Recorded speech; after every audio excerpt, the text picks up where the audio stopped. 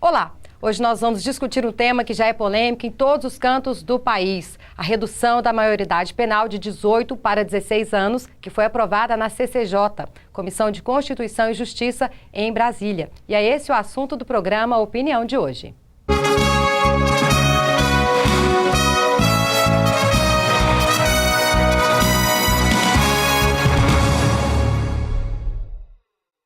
E para falarmos sobre a redução da maioridade penal, a PEC que reduz, recebemos aqui 3 deputados, 3 presidentes de comissões temáticas aqui da Assembleia Legislativa de Goiás. São eles, deputado Santana Gomes, do PSL, que é presidente da Comissão de Defesa dos Direitos do Consumidor. Obrigada, deputado, pela sua presença. Obrigado.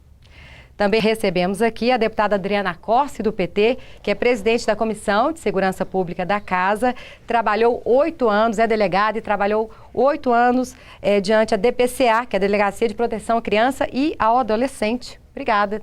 Obrigada, eu que agradeço, é uma satisfação estar aqui conversando sobre um assunto tão importante. Outro especialista no assunto é o deputado Carlos Antônio, do Solidariedade. É um nome grande, né, deputado? Ele é presidente aqui da Casa da Comissão da Criança e Adolescente. Prazer é meu poder estar aqui discutindo um tema tão atual. Bom, foram 22 anos, e é com o senhor mesmo que eu começo. Foram 22 anos de tramitação, essa PEC é desde 93, e agora aprova-se na CCJ, mas ainda tem um longo caminho, né? Precisa ser aprovado em 2 turnos na Câmara Federal, depois vai para Senado. O senhor é a favor ou contra a PEC? Eu sou contra. Eu acho que a redução em si não resolve o problema da violência como querem imputar aos menores infratores. Eu acho que o Brasil precisa de muito mais ações, tem muito mais ações importantes a fazer nesse combate à violência do que pura e simplesmente a redução da maioridade penal. Não vai resolver? Não resolve, para mim não resolve. Estão querendo comparar o Brasil com países europeus que têm uma estrutura e têm investimento em políticas públicas voltadas para criança e adolescente, o que não é o caso do Brasil. Eu sempre avalio da seguinte maneira: seria muito mais fácil você investir numa criança, você investir num adolescente, você ter políticas públicas voltadas para que eles se tornem adultos de verdade, do que pura e simplesmente querer puni-los. Uma vez indagado, um repórter disse assim a mim, Luciana, o senhor está indo na contramão do desejo da sociedade. Eu lembro que eu respondi assim: eu não posso concordar com uma sociedade que prefere mandar os nossos jovens para a cadeia do que para um banco de escola ou de faculdade. Então eu acho que o caminho é esse aí e acho que o programa vai nos dar a oportunidade de expor melhor aquilo que a gente pensa. Investir mais na educação, né? Deputado Santana Gomes, eu vou primeiramente, né, ouvir as opiniões. O senhor é a favor ou contra a redução da maioridade? Eu sou a favor. Primeiro, com a tecnologia, a evolução do jovem, hoje nós comparamos em comunicação com o mundo. Hoje o jovem fala com o mundo inteiro em questão de segundo, depois da internet, essa comunicação. Agora, é claro que essa não é a solução, mas eu entendo que realmente tem que fazer alguma coisa. E hoje o jovem, eu fiz até uma lei na Câmara Municipal de Goiânia na época, para que o Estado pudesse assumir uma criança de 14, 15 anos que tivesse grávida e que fosse por questões de estupro, por exemplo. Mas eu entendo que essa lei, ela vem amenizar. Eu vejo que, não é questão de segurança, de criminalidade, mas eu acho que o contexto que a sociedade, de uma maneira geral, já entende que é importante que o jovem tenha essa compreensão. Porque eu acho que não é só dizer não. Eu acho que tem que haver o debate. Também a lei não foi aprovada, não. Abriu o debate agora está começando o debate. Acho que é normal que agora estão começando os debates nas câmaras federais, na Câmara Federal, nas assembleias, nas câmaras de vereadores, na sociedade de uma maneira geral. E é claro que esse debate vai caminhar um longo percurso para ser aprovado. Certo. Bom, o deputado tocou no assunto, deputada, que é a questão que o jovem já sabe, né, já é consciente de seus atos. Eu queria saber se a senhora concorda e saber também se é a favor ou não da PEC. Bom, eu acredito, primeiramente eu gostaria de dizer que eu acredito que essa é uma discussão muito importante. Nós temos que aproveitar o momento, discutir de forma profunda, de forma madura e de forma que venha realmente pensar no melhor para a nossa nação. Nós temos uma situação da segurança pública que é um grande desafio para todos nós, autoridades e famílias, e nós temos sim esse desafio. como lidar, né, com o adolescente que se envolve com atos infracionais, com atos ilícitos. No mundo inteiro isso é um desafio, está em discussão, as situações estão em mutação. Então acho que é um bom momento a segurança pública finalmente alçada a primeiro plano e discutida por toda a sociedade. Mas a redução da maioridade penal, a meu ver, como técnica, como policial, é um grande equívoco que nós poderemos cometer. Acredito que nós temos que repensar a relação do Estado, das famílias e do país como um todo com os adolescentes, principalmente o adolescente em situação vulnerável, o adolescente envolvido em atos ilícitos, aliciado pelo poder dos criminosos hoje no nosso país, mas não a redução. Vejo que este é um erro e gostaria também, nesse programa, de expor as nossas ideias aí sobre esse assunto. Vamos ter muito tempo aqui para isso. Bom, são 22 anos, né? A PEC surgiu em 1993 no Congresso e de lá para cá foram-se muitas discussões e agora finalmente ela ressurge, né? Ela é aprovada na CCJ, mas foi aprovada a constitucionalidade dela. Ainda tem uma via crucis, tem um longo caminho por aí, deputado. E é bom que se diga. Tem muita crítica e tem muito argumento. O que eu ia falar com o senhor é o seguinte: o argumento do deputado que pôs ela para ser votada é de que se o jovem ele é capaz de votar, né, com 16 anos, ele também tem desenvolvimento mental em saber o que é lícito e o que é ilícito.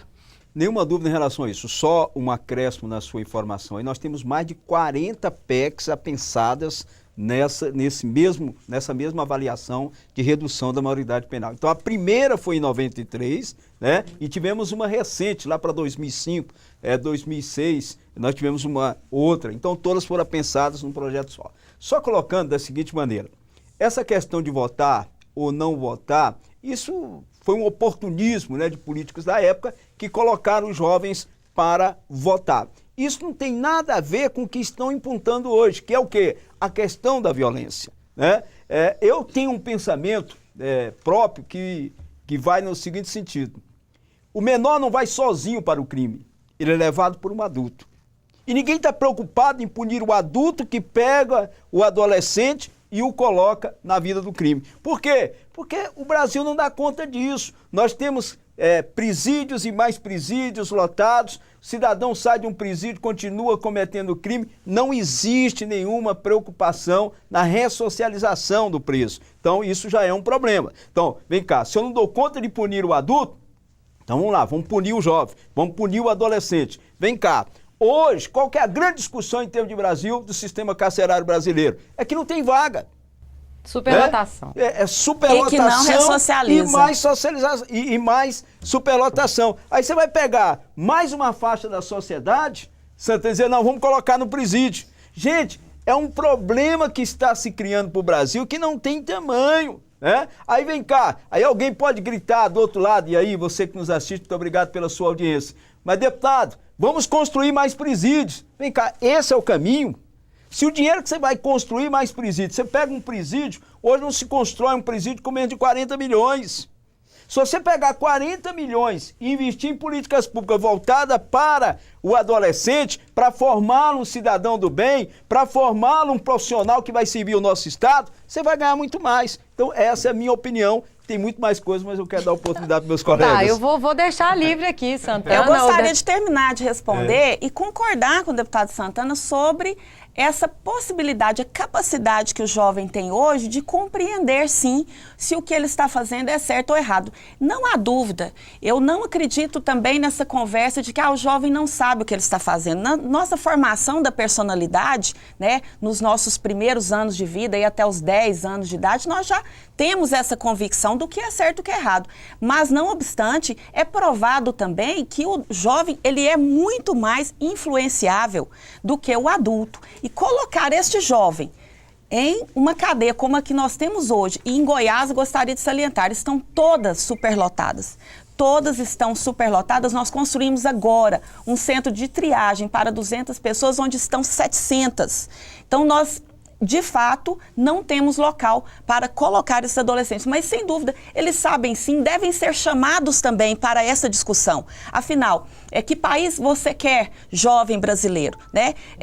Vamos nos dedicar também aos estudos, ao trabalho, ao invés de muitas vezes almejar, às vezes, uma riqueza ilusória que hoje é propagandeada pelos próprios criminosos, em especial os traficantes. E esse consumismo muitas vezes atrai o jovem. Então nós devemos convidar também a juventude para essa discussão. Que país você quer construir junto com a sua família? E 80% dos motivos, né, desses atos infracionais são o tráfico, né? E geralmente é para comprar, para consumir, deputado Santana. Agora, como é que o senhor fica aí nessa situação? O mesmo posicionamento. A punição tem que existir também, né? Eu penso o seguinte, se fosse... Porque parece que já estamos pegando e criando a lei, já pondo o jovem na cadeia. Não. Nós estamos colocando regras. Só regras. Não significa que a gente vai ter a lei e amanhã o jovem tem que... Ué, é só não praticar crime. Mas eu estava ouvindo aqui... O senhor acha que vai coibir?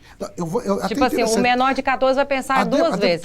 A deputada fez duas ponderações que eu fiquei refletindo. Primeiro, eu acho que acontecendo isso, o marginal profissional, que já tem... Ele vai se inibir. Esse dia eu estava ouvindo na televisão, o cidadão praticou um crime... E ele foi, quando o delegado perguntou, e aí? Não foi eu não, foi o menor. Então, o bandido já utiliza dessa situação para se defender. Conclusão, com essa regra colocada, a lei aprovada, ele já vai pensar duas vezes. Porque ele imagina um menor de 16 anos. Então, eu penso o seguinte, que eu acho que quando você faz uma lei, não significa que você tem que aplicar, não. Aí nós temos a oportunidade de trabalhar, como o deputado Zé Antônio fez, eu penso assim, que a lei, as regras, é uma regra que nós estamos, que a sociedade, é a sociedade que está buscando, não somos nós. A sociedade, de uma maneira geral, ela está buscando essas regras. Nós estamos tendo, e as leis é para estipular essa regra. Eu vejo que realmente não é a solução. Não é a solução, claro que não é a solução. Mas se fosse há 20 anos atrás, eu tinha certeza que não tinha nem que discutir. Porque a evolução das pessoas faz com que você possa fazer hoje essa regra, que essa lei, na minha concepção, é mais uma regra para a sociedade. O senhor não concorda com o que ele está falando? Não. Então, daqui a pouquinho, depois do intervalo, o deputado Carlos Antônio vai falar por que ele não concorda com o deputado Santana.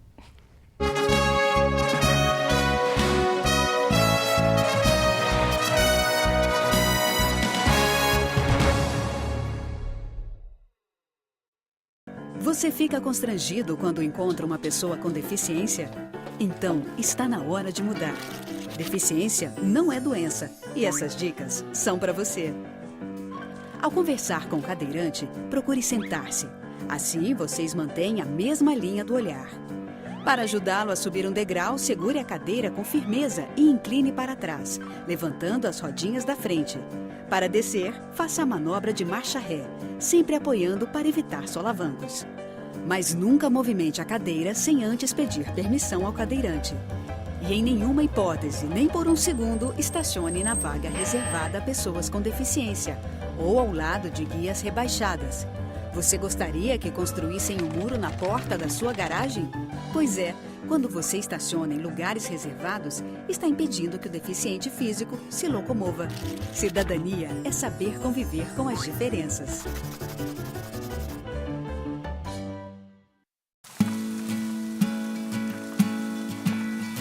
Antes da virtualização, corria-se o risco de perder partes de um processo durante o manuseio e transporte. Agora, os processos são enviados eletronicamente com total segurança. O que antes levava meses e muito papel, agora está a um clique. Virtualização de processos, porque ter acesso fácil e rápido à justiça é um direito seu.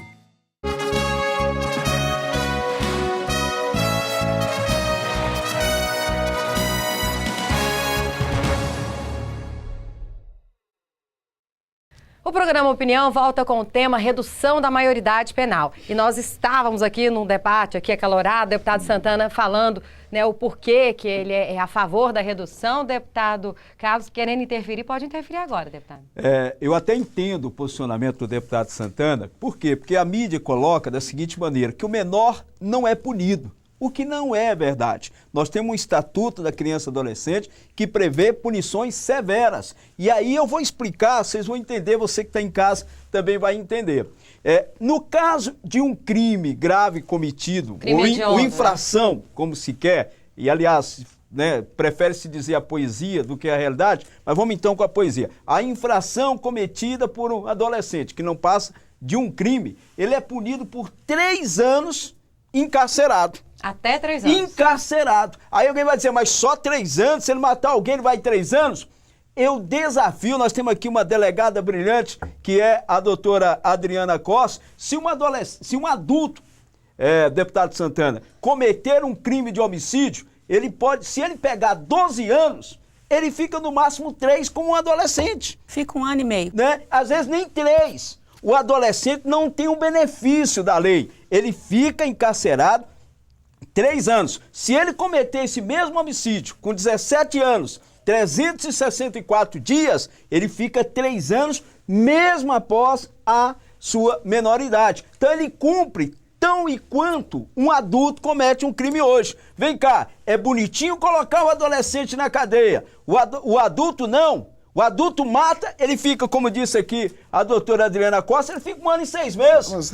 Um adolescente mata, ele fica 3 anos encarcerado. E outra coisa, a mídia não tem o interesse de ir lá no 4º Batalhão em Anápolis e mostrar os adolescentes que estão encarcerados. Não vai aqui no batalhão mostrar os adolescentes que estão encarcerados. E às vezes a gente tem aquele sentimento de que acontece com todo mundo, mas nunca vai acontecer com meu filho. Vai acontecer com o seu filho. E aí quando o seu filho estiver atrás de uma grade, você vai maldizer essa situação de hoje de redução de maioridade penal. Agora é importante que a gente perceba esse clamor da sociedade. Eu acho que nós, autoridades, temos que escutar. A sociedade está assustada com a insegurança e busca paliativos, né? Busca formas de se sentir mais seguro. Então, nós temos que ouvir. É o momento de aproveitar essa discussão e esclarecer para a sociedade a realidade que nós temos hoje, tanto do sistema prisional, como o deputado Carlos falou. Quero dar um exemplo muito simples aqui. Vocês lembram do caso Mara Rúbia, onde o indivíduo invadiu a casa da ex-esposa, a torturou por 8 horas, furou seus olhos com uma faca, foi condenado a 12 anos de prisão, já está indo para a liberdade com 8 meses de prisão. Essa é a realidade do sistema prisional brasileiro, em especial em Goiás, onde nós estamos com todas as cadeias superlotadas. Mas é bom que nós tenhamos esse momento para refletir. Então, eu acredito que nós temos também, como autoridades, que apresentar, e aqui, eu como membro do partido da Presidenta da República, tenho colocado isso e quero que chegue a ela, estou fazendo o possível para isso. Nós temos também que colocar alternativas. Então, eu acredito que nós temos que ir por 2 caminhos, colegas, que eu acho importantes. Primeiro, realmente combater a impunidade. Infelizmente, hoje, Goiás é um exemplo disso. Nós não temos locais adequados para que o adolescente permaneça internado pelo prazo que o juiz entender necessário, que muitas vezes é 3 anos, né? Quando comete homicídio e qualquer outro crime violento. Na maioria das vezes não fica esse tempo todo. Não fica por falta de vagas. No mês de fevereiro, em Goiânia, nós tivemos a libertação de 100 adolescentes infratores que o juiz entendia que deveriam permanecer internados por quanto haviam não só praticado atos infracionais graves e violentos, mas que eram reincidentes e foram libertados, porque nós não temos local. Falta de vaga. Então, cumprir a lei e termos locais onde eles fiquem internados, mas muito mais do que isso, onde trabalhem e estudem para se recuperar, porque assim como os presos adultos, retornarão à sociedade. E se nós não investirmos na ressocialização, nós estaremos criando monstros. O que nós faremos se simplesmente colocar adolescentes de 16 a 18 anos nas cadeias comuns que nós temos hoje. E por outro lado, gente, vamos investir na inclusão da juventude, vamos investir no trabalho para a juventude, né? Nós tivemos já vários programas que tiveram sucesso no Brasil, como o Cidadão 2000 em Goiânia, que ganhou o prêmio da ONU, né, na inclusão de jovens a partir dos 14 anos. Porque se o traficante alicia, e aqui os 2 colegas falaram muito bem, Hoje, o adolescente que entra no mundo da criminalidade, com rara exceção, ele é aliciado pelos criminosos, se ele vai pro sistema pelo comum, crime né? organizado, né? Não, ele é aliciado hoje na periferia, né? Em Goiânia, infelizmente, a partir dos 8 anos nós estamos vendo esse aliciamento. Então, nós não podemos, então é a partir dos 8 anos, vamos reduzir para 8 anos a maioridade penal? Não, nós temos que investir na prevenção. Prevenção ao uso de drogas, prevenção ao aliciamento dessa juventude, através do trabalho e da educação. Acho que nesse momento as autoridades têm que colocar e cumprir, né, com vontade política e destinação de recursos, essa alternativa. Porque a população está pensando na redução porque está desesperada com a criminalidade. Mas, gente, nós temos que entender, dos mais de 56 mil homicídios cometidos no Brasil por ano, somente 1% é cometido por adolescentes, ou seja, cerca de 500 mil no universo de mais de 56 mil. Portanto, a redução da maioridade não vai resolver e nós iremos, de alguma forma, violentar ainda mais esses adolescentes infratores. E ainda superlotar os presídios. Muito mais do que já está. Aproveitando, eu gostaria de pedir aos senhores, só aproveitando o gancho da deputada, mostrar um vídeo que a gente separou, a nossa produção separou, é sobre a Fundação Casa São Paulo, que faz um trabalho referência na questão de recuperar, são medidas socioeducativas, os jovens, né, e até crianças ficam ali, como o deputado falou, até 3 anos, mas eles não ficam parados, eles fazem vários trabalhos na questão mesmo de recuperar. Vamos dar uma olhadinha nesse vídeo, é importante. Jovem, preto, novo, pequeno, Falcão fica na laje de plantão no sereno. Drogas, armas, sem futuro, moleque cheio de ódio, invisível no escuro. Não há intimidação para os menores, e os menores sabem que não há nenhum tipo de punição para eles. Não é verdade, né? A partir dos 12 anos no Brasil ele pode ingressar numa unidade de internação, pode ficar até 3 anos. Mas nem 3 anos eles ficam, porque não há vagas suficientes na Fundação Casa.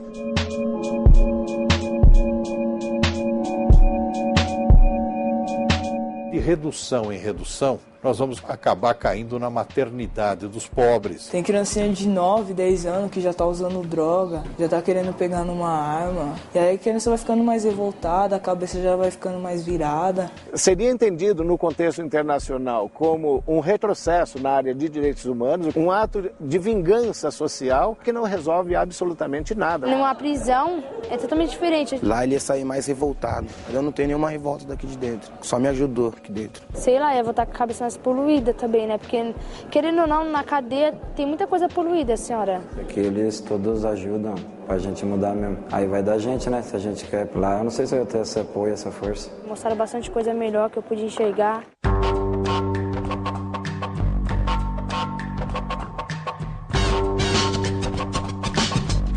Hoje os adolescentes têm as aulas do ensino formal, têm aulas de educação profissional, têm atendimento social, psicológico, tem médico, dentista. A gente não passa a mão na cabeça, eles são muito exigidos, eles têm uma rotina muito intensa. Não adianta só você fechá-los, você tem que oferecer a possibilidade de transformação. É equivocada a ideia do ser humano irrecuperável. Aos 7, aos 12, aos 14, psicólogos, assistentes sociais, juízes me davam como um caso perdido.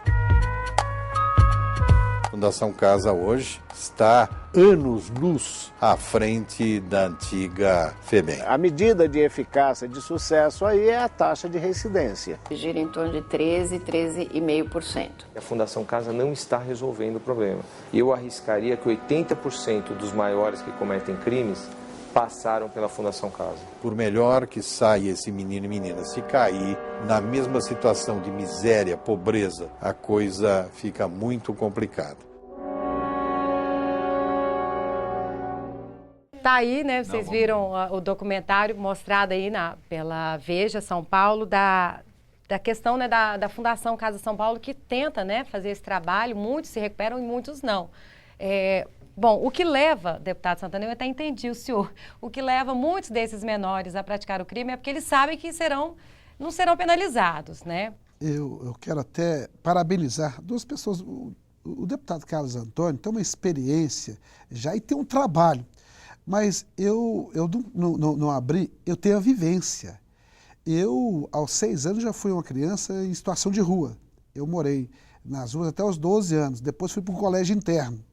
fiquei num colégio interno até os 17, ganhei bolsa e fui para fora do Brasil. Mas eu estou dizendo aqui, porque esse problema também não é um problema da criança, é um problema da família, de uma maneira geral. É um todo, você não pode discutir isso aqui, mas tem que ter uma solução. Pensa bem, nós estamos aqui discutindo a situação do jovem lá com 16 anos, mas também pai, um salário, bebe final de semana, mora, não passa dificuldade e o jovem começa a se perder. Eu acho que essas regras, a sociedade que está buscando, não somos nós. Nós, inclusive, nós somos parlamentares, a função nossa é fazer leis de acordo com a comunidade. A lei não é nossa, não. Eu não tenho, a lei não é para mim, não. É claro que nós parlamentares, de uma maneira geral, nós buscamos o clamor de uma sociedade. É claro, o deputado Carlos Antônio, com a sua experiência aqui na comissão da criança e adolescente, ele tem feito um excelente trabalho, eu estava aqui observando o conhecimento. E a sociedade, de uma maneira geral, ela tem informação. Informação é uma coisa e conhecimento é outra. E quando a gente vê a doutora Adriana Costa falando, ela fala com conhecimento. Eu tenho uma experiência de vivência. Então, eu vejo que realmente tem que haver esse debate tem que haver. A sociedade agora, ela se colocou, porque também não é questão de segurança pública, não é discussão de prender o jovem, isso é questão de segurança. Que segurança pública tem que fazer todo um projeto, a questão do Estado, não é de governo. Esse governo ou aquele governo. Não, o Estado é maior. A discussão é para 10, 15, 20 anos. Se fosse há 10 anos atrás, eu seria totalmente contra. Mas nós evoluímos. Então, acho que o clamor também da sociedade é de acordo com a evolução da sociedade. Essa é a minha avaliação. Esse pensamento do senhor vai também de encontro ao deputado, né, Marco Aurélio, que está a favor dessa redução. Ele acha que o jovem de hoje é diferente do jovem de antigamente, de 20, 30 anos atrás. O jovem de hoje é mais consciente. É um dos argumentos, né, pela redução. O deputado quer falar alguma coisa? Não, eu só gostaria que, e nessa linha de raciocínio do deputado Santana e até da deputada Adriana Costa, é muito fácil a gente ser a favor ou ser contra. Qualquer tipo de situação, sempre é muito fácil isso. Mas vamos propor alguma coisa, né? Vamos mostrar que nós não somos contra por ser contra, que o deputado Santana não é a favor por ser a favor. Eu até sugiro que no próximo bloco, olha eu fazendo a pauta aqui, né? Pode ser, que no próximo bloco a gente também apresente sugestões, né? Propostas que possam contribuir com o debate e que na prática funcione de alguma maneira. Então, nessa toada, a gente já vai para um breve intervalo e já voltamos.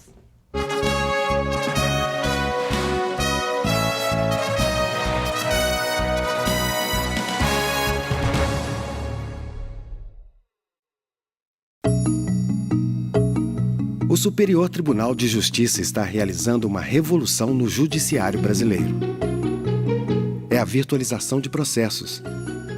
Agora, o tempo de envio e distribuição dos autos caiu de aproximadamente 13 meses para 5 dias. Além de eliminar o papel e reduzir custos com logísticas de envio, protocolos e viagens, a virtualização permite total integração entre o STJ, os demais tribunais, os advogados e as partes, com total segurança e transparência. As salas antes ocupadas por pilhas de papéis agora oferecem mais conforto e melhores condições de trabalho aos nossos colaboradores. Os processos são virtuais. O benefício é real. O primeiro Tribunal Nacional do mundo a promover a virtualização de processos. Informe-se, porque ter acesso fácil e rápido à justiça é um direito seu.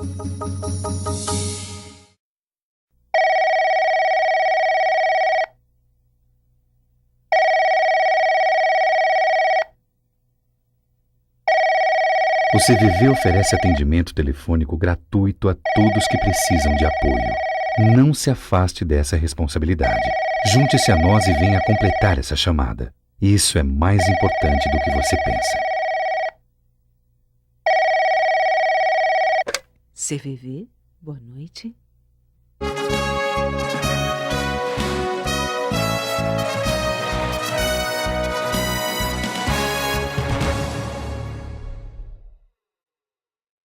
Programa Opinião volta com o tema redução da maioridade penal. E nós estávamos falando aqui, o deputado até deu essa sugestão de dar alternativas, não é só falar eu sou contra, eu sou a favor. Essa discussão ainda vai levar anos em Brasília e nos outros estados também.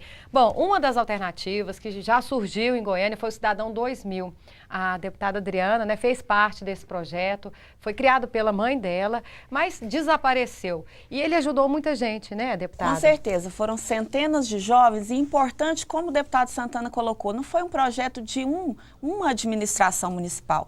Perdurou por 3 administrações municipais e atendeu mais de 100 mil meninas e meninas da nossa cidade. Como funcionava? E o meu sonho, se eu como política conseguir instalar junto com os meus colegas, um projeto similar no estado de Goiás, eu vou morrer satisfeita, porque eu acredito nisso, eu sou policial e eu acredito na prevenção da violência com a juventude. Então, através do Projeto Cidadão 2000, em parceria com os empresários e em parceria com os órgãos de atendimento às crianças que existiam nos bairros, a criança, até os 14 anos, no período que não estava na escola, permanecia em uma das unidades Cidadão 2000 conveniadas, onde aprendia um esporte ou uma atividade cultural. A partir dos 14 anos, e isso é perfeitamente possível e é aceito pelo Estatuto da Criança e Adolescente, principalmente se tiver o apoio do poder público, ele iria trabalhar como adolescente aprendiz, aprender uma profissão, também receber palestras de prevenção às drogas, de convivência social. A sua família era atendida também pelo apoio psicossocial do programa e aprendia uma profissão. Dali, com a parceria com os empresários, ele já saía com um emprego garantido em uma empresa em Goiânia. Então, acho que é nisso que nós temos que investir, né? E criar em todo o Brasil programas desse tipo. Já existem várias iniciativas, né, que atuam dessa forma, muitas pessoas, empresários, algumas administrações municipais. Nós temos que realmente nos unir como nação para proteger a nossa juventude, que eu aqui, como delegada, né, coloco. Esses jovens são aliciados pelos criminosos em razão da sua vulnerabilidade. Quero dar um exemplo aqui. Ontem estive o dia todo na minha cidade natal, cidade de Itapuranga, que está enfrentando um aumento na criminalidade nos últimos meses em razão da atuação de 3 adolescentes infratores. Nós fomos então, eu, a delegada, o juiz, estudar a vida desses 3 adolescentes. Os 3 não têm uma família constituída, as famílias absolutamente desestruturadas, nas quais o uso de entorpecentes lícitos e ilícitos é comum desde a infância e que permanecem nas ruas sem um atendimento social. O município ainda não tem aquela condição de atendê-los e, por isso, a delegada está sem ter realmente como fazer, inclusive menores até de 14 anos. Então, realmente uma situação muito difícil que mostra essa realidade. Então, nós temos também, eu acredito que é importante, deputado Carlos, que saber que existem pessoas, sejam adolescentes ou sejam adultos, que são incapazes do convívio social. Nós podemos citar como um adolescente assim o caso Champinha, em São Paulo. Um adolescente responsável pela tortura e assassinato da menina Liana e do seu namorado há alguns anos. Nós temos aqui em Goiás o caso do serial killer Tiago, o caso do Corumbá, não é? E o caso do assassino de Doverlândia. Então, nesses casos em que realmente houver realmente a psicopatia constatada, nós podemos estudar a forma de que essas pessoas permaneçam mais tempo presas, sendo menor ou sendo maior. Por quê? Por exemplo, esse serial killer que está sendo julgado agora jamais pode retornar ao convívio social. Assim também eu penso sobre o menor Champinha. Então, eu acredito que nós temos também, o nosso Congresso, através de estudos de pessoas capacitadas com conhecimento técnico. E essa é uma tendência no mundo. Não é generalizar que todo adolescente que comete um crime, ele é um psicopata, ele é uma pessoa ruim, certo? Mas existem casos específicos. Nestes casos, nós poderemos ter um estudo técnico, psicológico, social, para que essas pessoas permaneçam mais tempo encarceradas ou ainda em locais adequados à sua disfunção mental. Que a pena seja um pouco mais severa, exatamente. Né? Essa pode ser uma modificação na legislação, mas não generalizar, né? A maioria dos casos, nós temos sim que investir na educação e na inclusão, através do trabalho, do esporte e da cultura. É porque o que se discute, deputada, é que o ECA, o Estatuto da Criança e Adolescente, é muito brando, né? Principalmente com os crimes hediondos. Mas eu penso o seguinte, a beleza da democracia é esta. E nós, parlamentares, de uma maneira geral, nós estamos de acordo com a sociedade. Eu vejo que essa discussão, nós estamos aqui diante de duas pessoas que têm conhecimento. Estava ouvindo aqui a doutora, deputada Adriana Costa, ela deu uma aula aqui de conhecimento dessa área. O deputado Carlos Antônio tem uma experiência de luta a favor. Agora, a vivência do meio da sociedade é o que eu já participei. Então eu vejo que é importante o debate, é muito importante. É claro que nós parlamentares, de uma maneira geral, mesmo em Brasília, aqui, temos que haver, eu acho que nós demos o primeiro passo, foi o debate. Porque esse é um debate que ele vai se abranger a todo o país. E aí nós vamos perceber o que realmente a nossa sociedade, porque também nós temos que valorizar, essa é a beleza da democracia. O que a nossa sociedade quer? É isso que ela quer? E aí eu sou favorável, hoje eu considero assim que é importante essa discussão, sou favorável à menoridade, a 16 anos, mas acho que a discussão tem que ser ampla mesmo. Luciana, deixa eu só avançar um pouquinho aqui e colocar a mesma proposta. Eu, inclusive, pedi à minha assessoria jurídica para fazer esse levantamento, e aí eu não vou ser egoísta, eu vou levar isso para a Comissão da Criança e Adolescente e gostaria que o projeto fosse de autoria de todos os deputados que fazem parte da comissão, que é o quê? É autorizar o governo do Estado, e aí o projeto é autorizativo mesmo, a realizar testes de aptidão profissional no adolescente a partir do primeiro ano do ensino médio. Isso na escola? Isso na escola, na rede estadual de ensino. E se a criança não estiver na escola? Mas aí tem que estar. Aí para que existe o Conselho Tutelar? Para que existe o Estatuto da Criança e Adolescente? Evidentemente que vai estar. E aí você tem que dar oportunidade para quem quer. Você não é obrigado a dar oportunidade para quem não quer. O aluno, se ele faz teste de aptidão profissional, eu vou dizer isso por quê? O Estado conseguir acompanhar esse adolescente até formá-lo um profissional que vai atender o Estado em determinada área. E aí, área da saúde, exemplo, nós temos que formar médicos. Vou te dar um exemplo aqui muito claro disso. Hoje, e eu quero usar, e o próprio projeto vai prever isso, nós vamos usar ferramentas que o governo já tem. Vou te dar um exemplo, o governo hoje tem um programa belíssimo, que é o programa de Bolsa da UVG, que pode favorecer o adolescente desde o momento que ele termina o ensino médio. Quando ele for para a faculdade, ele já é patrocinado pelo governo do Estado. E aí ele vai para uma faculdade que ele tenha uma aptidão profissional para isso. Já é meio porque se você pegar os bolsistas da UVG, a maioria não tem aptidão para aquilo que está fazendo o curso. Não tem, faz porque quer um canudo de curso superior, faz porque muitas das vezes acha interessante, acha bonitinho, mas lá na frente não serve o Estado. Então, se você dá essa oportunidade para que o Estado, e aí a deputada Adriana Costa faz parte da comissão da criança e já peço apoio a esse projeto, não meu, mas de todos os deputados da comissão, que fazem parte da comissão da criança e adolescente, para que a gente tenha esses testes de aptidão. Porque hoje, infelizmente, para você ser bolsista da UVG, você tem que apresentar um atestado de pobreza. Eu acho que esse não é o principal critério para que você seja incluso no benefício do governo do Estado. Então, se você pega lá desde o primeiro ano do ensino médio, você faz um teste de aptidão, aquele adolescente ele tem uma vocação, exemplo, para ser um médico veterinário. Peraí, vamos investir nele para que lá na frente ele faça um curso de medicina veterinária. Não, ele tem capacidade para ser um engenheiro. Então vamos investir para que ele seja um engenheiro e lá na frente ele sirva o Estado como engenheiro civil ou qualquer tipo de engenharia que ele venha ter essa aptidão. Então essa é uma proposta que eu quero levar para dentro da Comissão da Criança e Adolescente, quero apresentar à Casa, em nome da Comissão da Criança e Adolescente, um projeto que autorize o governo e que a gente fiscalize isso, dessa aptidão profissional para que a gente forme profissionais. E qual que é o principal argumento de aliciamento de um traficante em relação ao menor? É que ele vai ganhar as coisas muito fácil. Aquele tênis de marca que ele quer, ele vai ter no tráfico. E que é natural o jovem desejar. E aí, se ele souber que ele trabalhando, ele vai ter condições de conquistar, eu não tenho dúvida que fica muito mais fácil. É uma alternativa boa, deputado. Tomara que vá em frente. Bom, antes da gente encerrar, só queria citar aqui que alguns estados dos Estados Unidos, não existe idade mínima para aplicação de penas, na Inglaterra também, em Portugal e na Argentina, o jovem atinge a maioridade aos 16, na Alemanha, 14 anos e na Índia, 7. Agora eu pergunto, diminuiu a violência nesses países?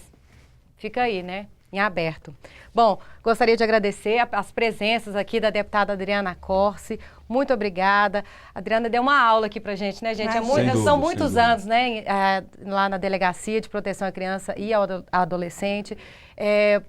Enfim, parabéns pelo seu trabalho lá e a gente espera aqui que ideias boas surjam também através de projetos. Bom, eu que agradeço a oportunidade, agradeço o programa por levantar um assunto tão importante, cumprimento os meus colegas também pela preocupação e como nós aqui, deputados estaduais, não podemos participar dessa votação no Congresso Nacional, afinal isso será resolvido em Brasília, mas nós podemos aqui em Goiás apresentar essas alternativas como essa excelente ideia do deputado Carlos, que com certeza terá meu apoio e buscar auxiliar os municípios também nessa atenção básica à criança e adolescente. Eu acho que essa é a contribuição que nós podemos aqui conferir e tornar talvez Goiás aí um exemplo, né, de um estado mais justo, mais fraterno, onde as crianças e adolescentes são tratadas como merecem. Ok, muito obrigada.